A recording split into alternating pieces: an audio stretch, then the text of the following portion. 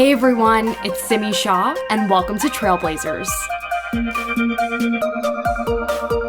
On this podcast, I dive deep into the journeys of trailblazing South Asians, sharing the stories of the leaders and dreamers lighting the way across the South Asian diaspora. Before we get to today's episode, I want to tell you guys about our newly launched Trailblazers agency. At South Asian Trailblazers, we've long been dedicated to elevating and convening extraordinary leaders through our content and media platform, as well as through our community-wide events. Our agency is simply the next stride toward fulfilling that mission. We're forging impactful collaborations between exceptional leaders and visionary organizations.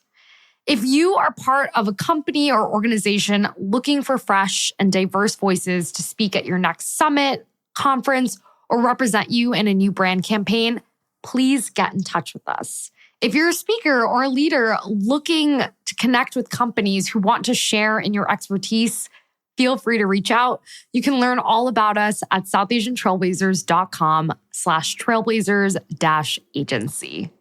And with that, on to our episode. Today's guest is from a company we're all quite familiar with, but I'm really excited to dig into her history because she has developed an extraordinary reputation working at some of the foremost institutions in the world with change makers who've shaped the past century. Ruchi Bhowmik is the Vice President of Public Policy at Netflix.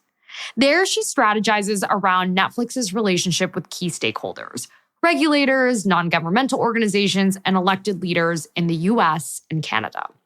As some of you may know, Netflix is a leader in the entertainment streaming industry with operations in over 100 countries. Prior to joining Netflix, Ruchi was the Global Vice Chair of Public Policy at EY, one of the big four world-renowned accounting firms. There, she was responsible for the firm's public policy operations in over 150 countries. She also focused on shaping the firm's strategic direction and position on regulatory and public policy issues, with focuses on ESG, AI, data privacy, and the future of work. She previously served as the Senior Vice President for Global Public Policy and Government Affairs for PepsiCo, where she led the company's efforts to protect and promote its product portfolio and innovation initiatives. Between 2013 and 2017, she served as Chief of Staff to the global CEO of EY, with a focus on emerging markets and inclusive capitalism. Prior to entering the private sector, Ruchi served in multiple senior-level roles in the United States government.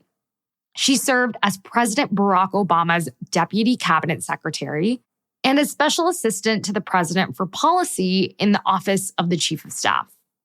She also served as Legislative Director and Legislative Counsel to President Obama when he was a senator. Ruchi has served on numerous boards and commissions in addition to all of this, including as a member of the Executive Consultation Group of the Blue Dot Network for the Organization for Economic Cooperation and Development, the OECD, and the G7 Impact Transparency Project. She's a member of the advisory board of the Center for Global Affairs at NYU, the board of the Center for International Private Enterprise, and the board of the DC Public Library Foundation. She holds a BA in history from Yale and received her JD from the University of Virginia. As you guys can imagine, Ruchi has an accomplished career, and I can't wait to chat with her about it today. Ruchi, thanks so much for being here. Thank you so much, Simi, and thank you for even convening these sessions because it's such a tremendous service you're providing. There was nothing like this when I was a young professional, so I think this is awesome. Well, really excited to have you on, and I want to start by going all the way back to the beginning. Can you set the stage for me? I mean, what were some of the early experiences that inspired you to pursue a career in law? I mean, it's funny. I don't think I was ever conscious of this, but my grandfather was a lawyer. He was an MP in India. Wow. He was a freedom fighter. So there's this historical precedent. And my sister's also a lawyer. So the two of us were influenced by something. But I also credit it to my parents who, like a lot of immigrants, to this country and people of the generation, I think they wanted us to be doctors. Sure. That's South Asian success, is always being a doctor. And so to their credit, once they figured out that their kids weren't really going to be practicing medicine anytime, they were very supportive of us exploring our interests. And my passion for the law, and I use the word passion, but not lightly, really stems from the sense that it is a tool for social justice, economic justice. And so it was that lens that really led me to the law, and I think informed a great deal of my career. Absolutely. And to that end, on the point of justice, you attended Yale, you went on to pursue your JD at the University of Virginia. And after graduating, you quickly pivoted into the world of public and government service as opposed to going into big law or in-house counsel at a company. What drew you to that specific world? I mean, can you speak a little bit about your time working in the office of Oregon Senator Ron Wyden and then eventually in the office of then Senator Barack Obama? Yeah, no, I think, and I do tell this story quite a bit because I do think it should help people at early stages of their career to really be reflective. It's not something all of us do, right? It's not a matter of course that we kind of stop and look at what we're doing in our careers and whether it's the right direction for ourselves. And I had a wonderful job after law school working for a law firm with people that are still my friends today. And so I was very fortunate and making obviously good money. And I kind of just stopped and looked around and said, is this why I went to law school? You know, Wow. it was helping me pay my law school loans for sure. But I just looked around and said, this isn't what I went to law school for. And I somehow had enough self-awareness to realize like I didn't have a mortgage. I didn't really have the golden handcuffs. And so it was the moment when I needed to make a leap. And I first went to public policy at the Brady Center to Prevent Gun Violence. And I was a litigator for gun cases. And I really liked litigation, but at the same time, litigation is litigation, right? The document review, the briefs, like all of that, you know, the burdens on your time are really, whether you're getting paid a lot of money or getting paid nothing, it's pretty much the same type of animal. And I realized I like the public policy part. And so I was very intentional. And again, I don't know how I was as self-aware as I was, because I feel I was really lucky to be really intentional and say, oh, you know what? I really want to do policy. When I was at the Brady Center, I had the pleasure of working with the Hill and senators who were working on legislation. And that really informed me and my decision. And so I just started looking affirmatively. I want to go to the Hill. And I think I was so fortunate to end up with our current Senate Finance Chair, Ron Wyden, because he had a team of amazing professionals, but they were really small. And that afforded me the opportunity to just take on a massive array of issues that really most Hill staffers don't do, particularly in the Senate. You might just do constitutional law, right? Or privacy or something very niche. I was able to do everything from like housing policy to education policy to defense, veterans affairs, privacy, intelligence, trade. It was a huge swath of issues, and it exposed me to a lot of great colleagues on the Hill. And it was that exposure that really put me in a position where I was fortunate enough that the folks that were helping then the newly elected Senator Obama staff up reached out to me. So I always count my lucky stars that they came to me, and because I don't think I would have otherwise thrown my hat in the ring. I tell a funny story. Well, I think it's funny, but I often share that, and not to date myself, there were computers at this time. Like it wasn't that long ago, but the way you applied to a new senator at that moment in time. So the new senators all put a box in a hallway in the Dirksen Senate office building.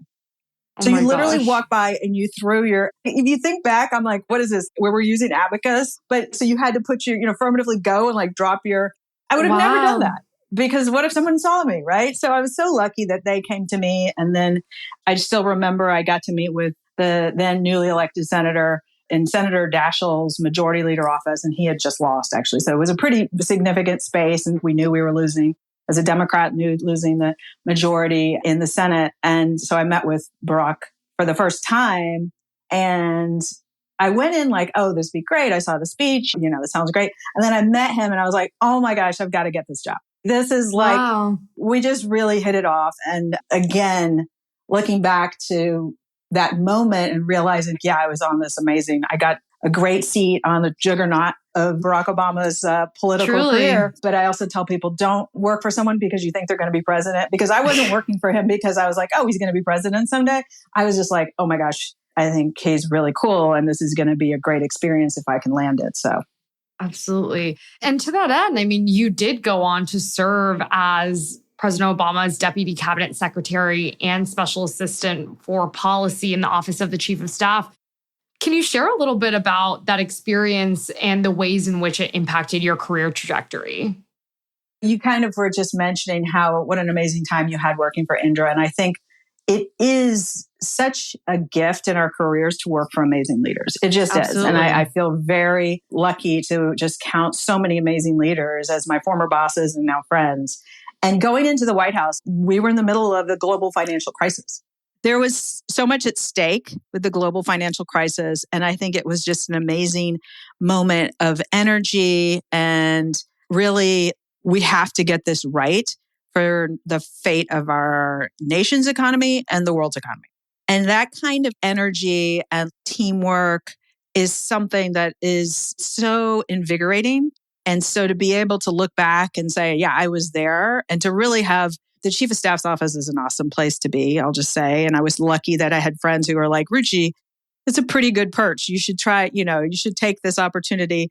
And so, yeah, a fantastic learning experience, a fantastic personal experience. I'm so fortunate to have close friends to this day. It's a shared experience that kind of binds us all for probably the rest of our life. And I'm just grateful for that. Wow. Can you share any particularly memorable experiences or policy accomplishments from your time? Yeah, I mean, they run the gamut. We forget H1N1 might feel quaint at this moment in time. No, it was real. It was real. Yeah. And so working, every morning I was laughing with someone. We'd have our 7:30 a.m. call, and we were monitoring the spread of H1N1 from school districts. Like, we were going pinpointing to try to figure out how we manage the communication and education, vaccine distribution. So all of that, I'm really proud that if we look back, crisis averted. And I think it's hard to remember that now with the COVID experience. And we need to learn lessons from all these epidemics and pandemics, no question. And hopefully we're learning lessons and acting on those lessons learned. That was obviously a really big thing. We had Deepwater Horizon. I'm naming these horrible events that really took up a lot of my time. And I think at the end of the day, we partnered with communities. And again, most of these were being led by Republican governors, but partnering with them in a really successful way to temper as much as possible the impact on local communities. That's something I'm super proud of and hope history remembers well. And then there's some small things. I mean, one moment that I shared with a lot of my colleagues, and I just feel so grateful for it, after the passage of the Affordable Care Act. And it just so happened that Mrs. Obama and the kids and Mrs. Robinson were gone. They were all taking a trip, and it was around spring break. And so we all got to watch in the Roosevelt room with President Obama and Vice President Biden and Secretary Sebelius, and watch the vote. And then, the president had us all in the residence, and that's not going to happen, right? That was a gift. And what he said to us, we were looking out on the Johnson balcony Absolutely. Out onto the ellipse. And he basically said, guys, this is a big deal. And that having leaders who take the moment to remind you that, hey guys, this is a moment of history, and take a moment to savor this.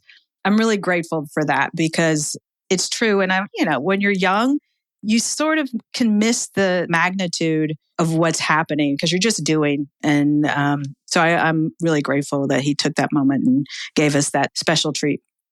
Absolutely. I love that. And it's interesting because we have a number of other trailblazers who've worked in government, most recently Medha Gargea, who's associate counsel to the VP. And it's just this sense of public service, this sense of being part of something so much bigger than yourself that always seems to come out. And then I can sense even from your experience. I'm curious, after working for the Obama administration, you pivoted to the private sector, specifically to EY, one of the big four. And we know this is a common pathway for a lot of people, just given the robust relationships you develop while working in office and how useful they can be in a private sector context. Was that a path you always envisioned for yourself? I mean, how did your government experience translate to a role at EY? Yeah, that's a great question. I mean, no, I never sort of envisioned this. But what I learned in my time, particularly in the White House, is really how important public-private partnerships are to really the success of our economy, of our country, And it was through that experience in the White House, as you mentioned, partnering with groups, whether everything from the H1N1 pandemic, we were partnering with private sector partners to help us cut ads, to encourage people to get vaccinations, to help us push against the misinformation on, all these things. It was the private sector that could help us do it. The government really has a hard time doing something like that on its own. So it was lessons I learned around the possibility of what you can accomplish in a business. And my landing at EY was really fortuitous. And I share this story because I think it's important for people to hear, because the lesson I learned was it doesn't hurt to tell people what you're looking for. One of the things I learned in the White House early days, again, I was just like this sort of young, naive go-getter. I'm like, okay, here we're just doing jobs. People had to stop me and say, Ruchi, there's turnover at the White House. Like the average tenure is 18 months. So once it hits 18 months, people are going to leave and you might need a new job. It hadn't occurred to me. I was like, what? Wow. So I was like, oh, okay, I better start thinking about what I would do next. And it led me to having conversations with different business leaders and exploring different options. I landed on the notion that I really wanted to be a chief of staff to a CEO. I felt like it spoke to my skill set. I'd come from a chief of staff space and I understood how to cut across verticals and manage big projects and really execute against goals. So I just started talking to people about being a chief of staff and started saying, this is what I'd like to do. And I talked to one person who was then head of global tax at EY, Mark Weinberger, and said, this is what I'd like to do. He's like, okay, great. I'll put you in touch with some people. And I ended up staying at the White House, which was definitely what I had hoped to end up doing. It was staying at the White House. And then he ended up being named global CEO of EY. And so he got his job starting January of 2013.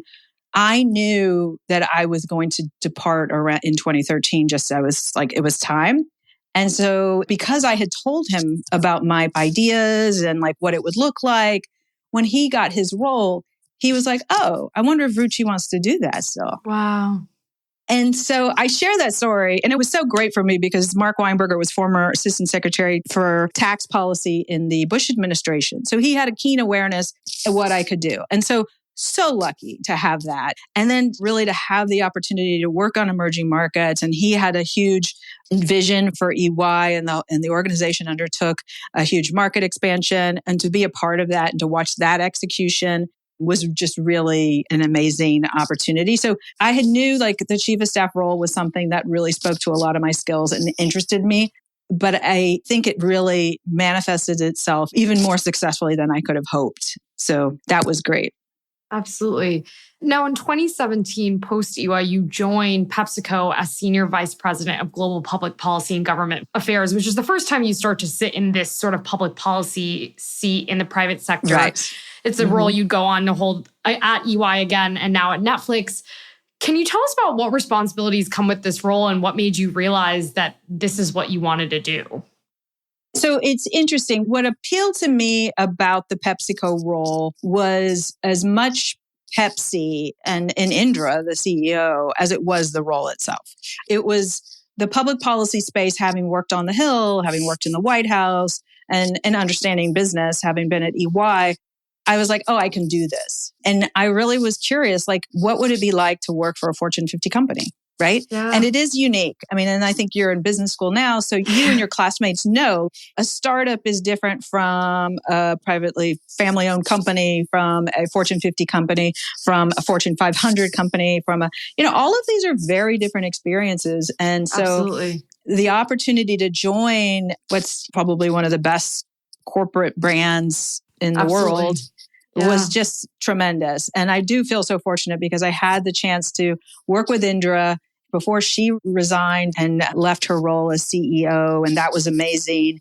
And I learned just a tremendous amount about a publicly traded company, which I think was really impactful to me and my experience. So that was great. And I think I do approach my roles with an eye toward, is it interesting? And that's a luxury, right? Yeah. Because we're all going to do stuff every once in a while that's like, oh, this isn't interesting at all, right? Like that's okay.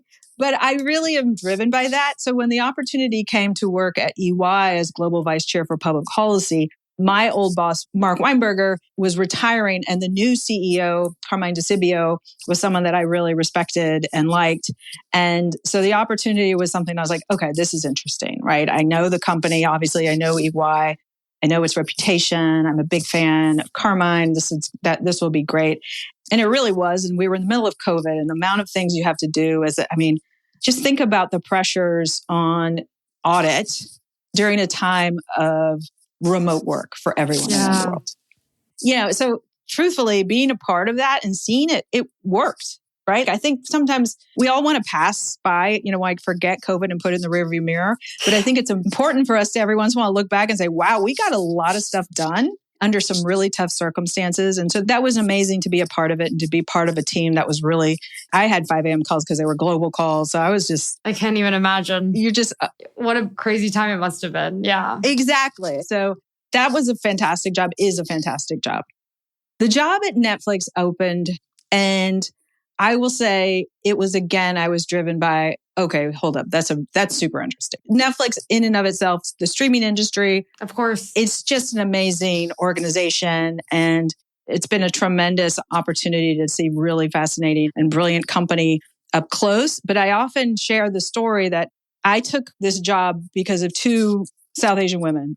One, my mother, Ruchi Bhowmik, who I talked to about, I wasn't even talking to her about this job at all, but she was just talking to me and she's like, I really like what Netflix is doing with their content. I just like it better than what's happening in Bollywood. It's more interesting. Like just gratuitously, she raised this. And I was like, okay, that's good. That's interesting. And then Devi Vishwakumar, who is a fictional character. Yes. Who, I don't know if you've watched Never Have I Ever, but I'm a huge Never Have I Ever fan. I love that you just said Devi Vishwakumar. Well, because it's the first time that anyone who reflects my upbringing, my experience, right? That I was just like, wait, if Netflix is willing to take on and produce content like that. And look, it's a big hit. It's amazing. The acting is amazing. Maitreyi, the star, is amazing. It's hilarious. Mindy Kaling is brilliant. All of that's great. But I just was kind of like, okay, why not? Wow. And this why not should not be necessarily your career decisions. But but it was really, I just sort of thought life is short and this is kind of amazing. And, but it was a hard call because I had an amazing job. And I will say, I really sought counsel from my boss because I respected him. And I was like, you're going to be objective. And he's just amazing. He was very helpful in how I made he didn't tell me to leave, but at the same time, he was helping me kind of appreciate what I was considering and what I would be giving up and what that would look like. Wow. To that end, I'm curious, EY, PepsiCo, and Netflix cut across very different industries, as you pointed out. Mm-hmm. In what ways have you had to adapt given that fact? And in what ways has your skill set remained largely relevant across these companies? Well, it's funny. I actually take it all back to my time in Ron Wyden's office, Senator Wyden's office, again, small team where I had to work on so many different issues. So my ability to really deep dive and learn an issue was developed and honed in that office. And I took it forward into the Obama office, becoming legislative director, where again, you're cutting across all the issues, going into the chief of staff's office, where again, you're cutting across all the issues. I wasn't a food expert. I mean, I told the people at Pepsi, like, don't hire me if you need a food expert.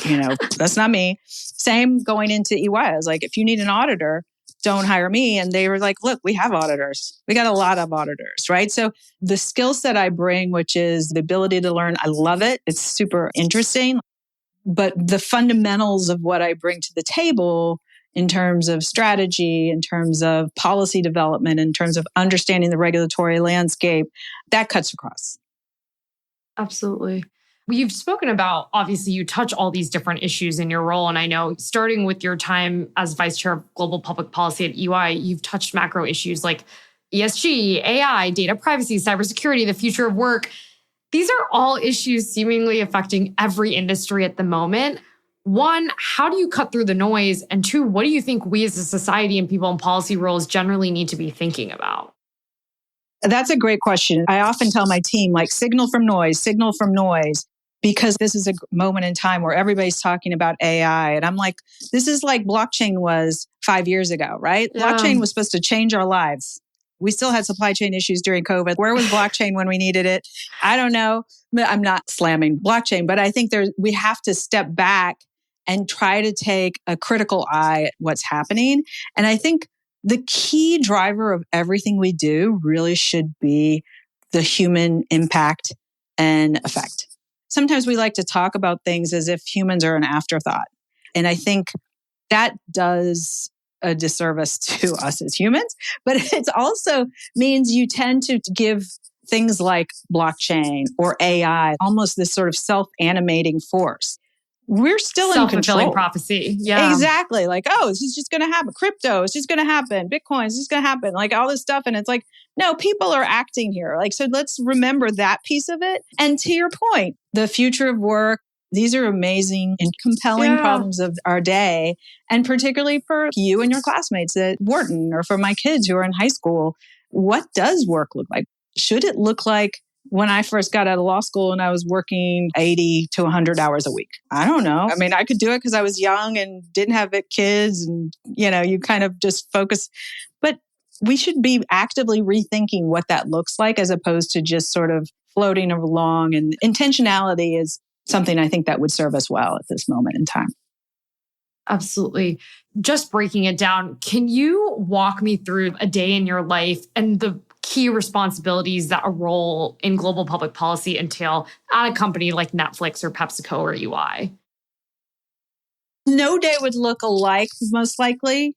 I'm sure. There's a component of, again, I think trying to help the group that, your organization appreciate that separate signal from noise, right? Because I often tell people, I'm like, we're not a clipping service. I'm not just going to feed up every single thing that happens. And some people think that that's their job in this role. And instead it should be, okay, if you are going to share something, why? What's its impact? This isn't just passing along and leaving it at that. Interpreting things, helping everyone. None of us have a crystal ball, but at the same time, there's certain things that we can all predict based on past experience, based on modern day geopolitical analysis.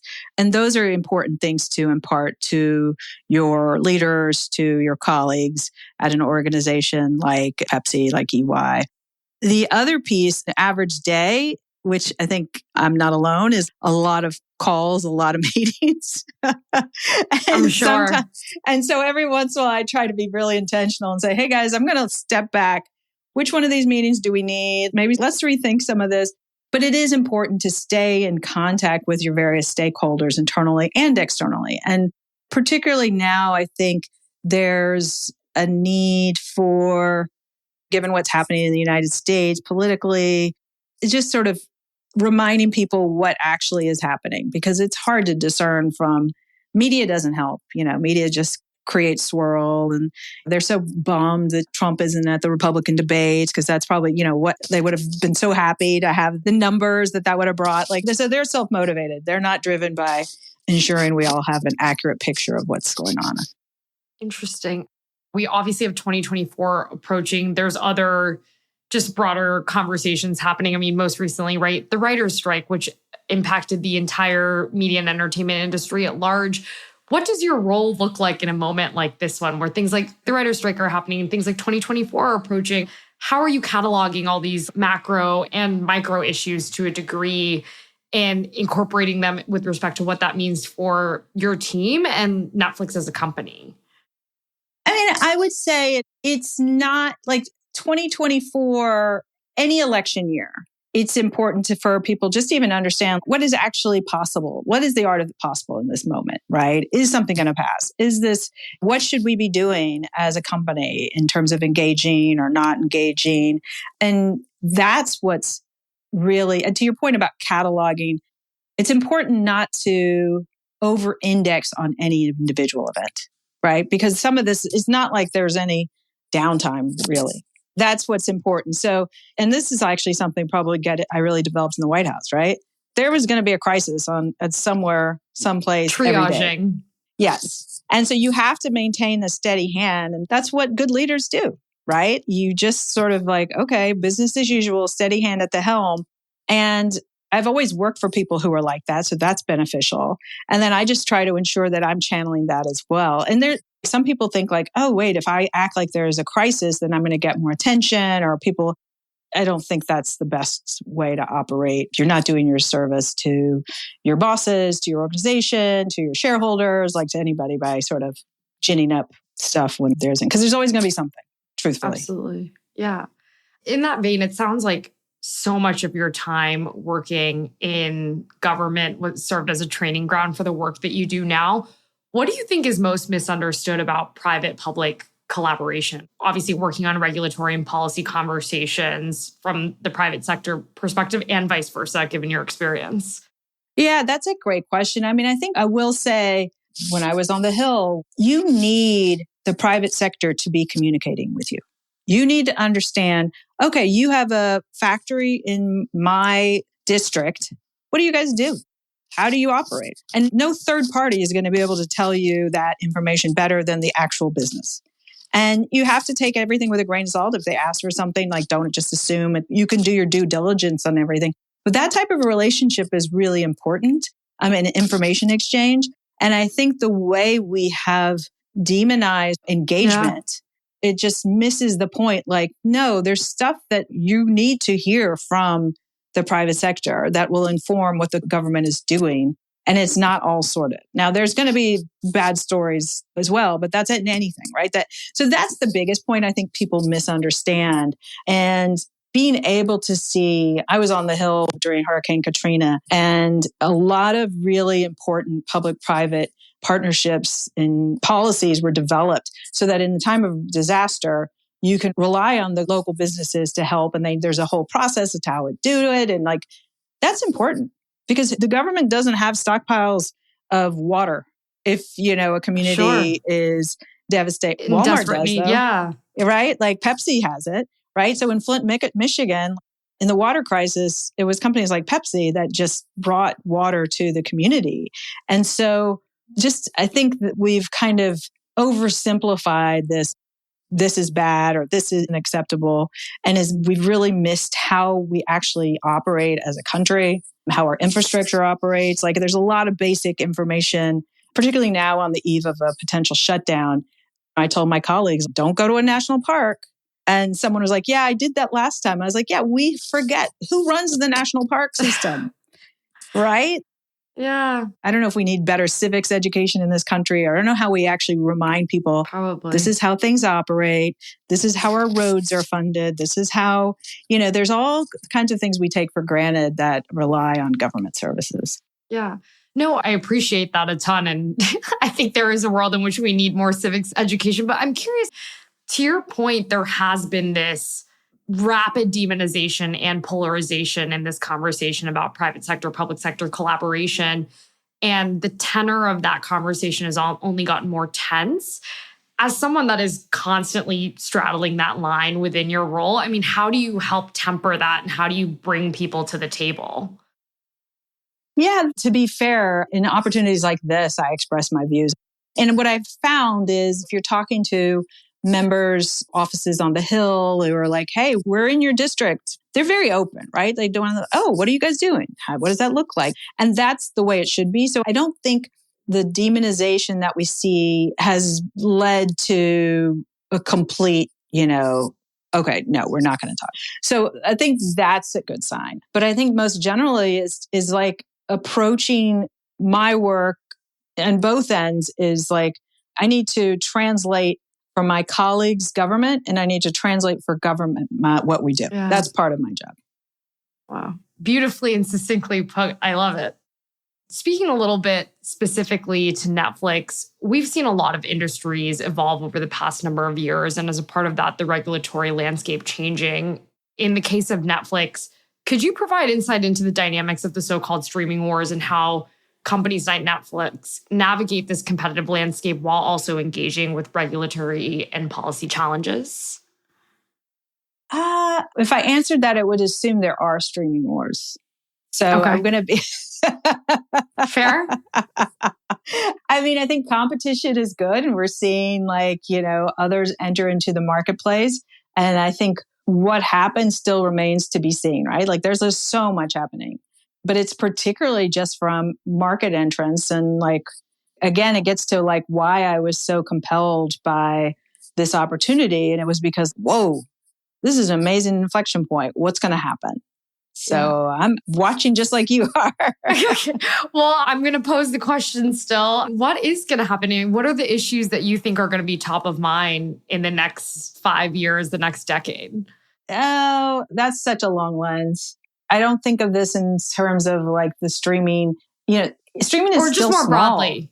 Or just more even broadly. just more broadly. More broadly, I think that's more interesting in the sense that if you look at the United States, we still don't have federal privacy legislation. So we shouldn't underestimate the capacity for major things and issues to develop without necessarily having a federal legislative response. I think, and this is more macro and that's outside of my industry really completely, but it's climate impacts. Yeah. And how do we deal with it? I mean, the fact that insurers are pulling out of certain markets, we're still looking at climate impacts in siloed, like, oh, the fires, okay, that's an issue. Or, oh, the hurricanes, okay, that's an issue. But when things like the insurance regime in a world of changing climate, that's fundamental to all of us. Yeah, it's more comprehensive than the silos. It impact. It doesn't matter where we live, right? We will see some impact there. So that's again. I wonder if there's a class like that you can take it. Somebody should be looking at this.